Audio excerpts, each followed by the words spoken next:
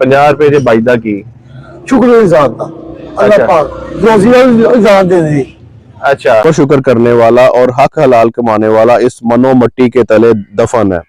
1 जनवरी 2024 का सूरज अभी तलू नहीं हुआ, धुंध छाई हुई है। ये धुंध हमारे माशरे के ऊपर है, ये धुंध हमारे नाजायज मुनाफाखोरों के जेलों के ऊपर है, ये धुंध रिश्वतखोरों के ऊपर है, ये धुंध बुरे लोगों के जेलों के ऊपर है जो कमाते हराम कमाई है, लेकिन उससे जो है वो पैसा लेके उस पैसे से हज उमरा करने चले जाते हैं। उस पैसे से लेके वो हलाल खुराक ढूंढ रहे होते हैं, हलाल हलाल मटन हलाल। किन्ने कमा लेंगे रोज? 500-400। 500-400। हाँ 500-400 च भी अल्लाह का शुक्र है। शुक्र है इजाद इस महंगाई च ते बिजली दे बिल नहीं पूरे होंगे। बस शुक्र है अल्लाह पाक पूरा करता है। अल्लाह पाक। हाँ यहाँ मेरे साथ वो बुजुर्ग मौजूद थे चने वाले जिनका मैंने इंटरव्यू लिया था उस वक्त, और ये वो बोर्ड का दरख्त है जहाँ पे उनकी रेहड़ी थी और यहाँ पे वो सिटिंग के बेंच लगे हुए थे। अब ये बोर्ड का दरख्त अपनी उदासी बयान कर रहा है उनके बगैर। ये देखे, एक चने की प्लेट, सलाद, रायता, अचार, एक नान, कितने में? सिर्फ 50 रुपए में। तो अजीब मुनाफा हो रही है यार, कोई शर्म ही नहीं है, कोई हया ही नहीं है। 50 रुपए में 25 रुपए का तो नान ही आ जाता है आजकल। मौजूद है मोहम्मद सईद साहब के साथ, ये उनके शागिर्द हैं। अच्छा, आपके उस्ताद आपसे थोड़ा सा हटके वहाँ पे बोर्ड के नीचे जो है वो चने की रेडी लगाते थे, वो कितने साल से रेडी लगा रहे थे? वो काफी अर्सा हो गया। अच्छा, तो हुआ क्या उन्हें? अटैक हुआ यहीं पे जब रेडी लगाई थी यहीं पे फौत हो गए। अब पता नहीं अल्लाह पाक जो है ना गरीब का ही इम्तिहान क्यों लेता है, और जो है ये नजायज मुनाफाखोरी बुरे लोग हैं इनकी रस्सी दराज क्यों करता जाता है। अल्लाह की हिकमत अल्लाह ही जाने।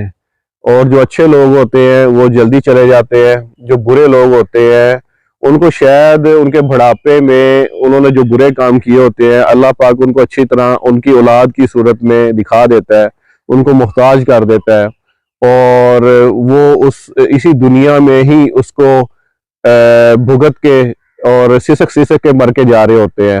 और जबकि हलाल हक हलाल कमाने वाला अपने रोजी के जो अड्डा था, जो रेडी थी, वहीं पे ही इसको यानी अटैक हुआ, दिमाग की शरेयान फटी और फोत हो गए।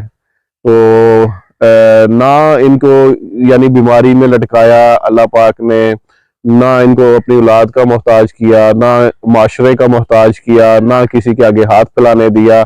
50 रुपए की नान चने बेच के, जिसमें 30 रुपए का सिर्फ नान होता है, साथ में सलाद था, रायता था, अचार था, और उसमें भी बेच के 400-500 की दिहाड़ी लगा के अल्लाह का शुक्र करने वाला ये बुजुर्ग सबक है हमारे लिए, हमारे माशरे के लिए, कि हमें हर हाल में अल्लाह पाक का शुक्र करना है। अब और सबक है हमें कि हमें हर उस गरीब शख्स की मदद करनी है जब तक वो जिंदा है, जब तक वो हलाल कमाने की उसमें है। हमें मरे हुए शख्स की जो है ना उसकी वो करने की जरूरत नहीं होती।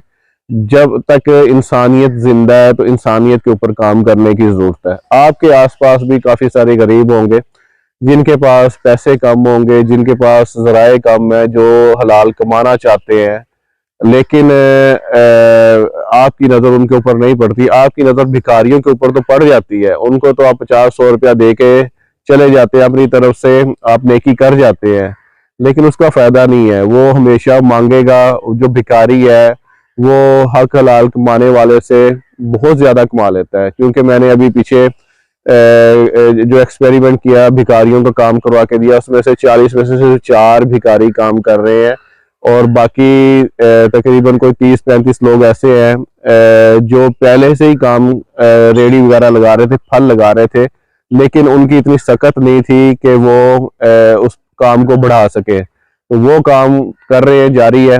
और मेरा सुबह का यही रूटीन होती है कि जो लोग जिनको ऊपर मेरे यानी शफकत तो नहीं कह सकते यार, जिनका मैं थोड़ा सा एहसास हेल्प कर रहा हूँ, तो उनकी एक चैन बनाई हुई है कि किसी को अमरूद देने हैं, किसी को केले देने हैं, किसी को कुछ देना है, तो वो सुबह सुबह ये काम करना होता है। और लेकिन मुझे ये खबर मिली तो फिर इधर आना भी और फातिहा पढ़ना जो है ना ज़्यादा ज़रूरी समझा गया, और वो तो चलता ही रहेगा।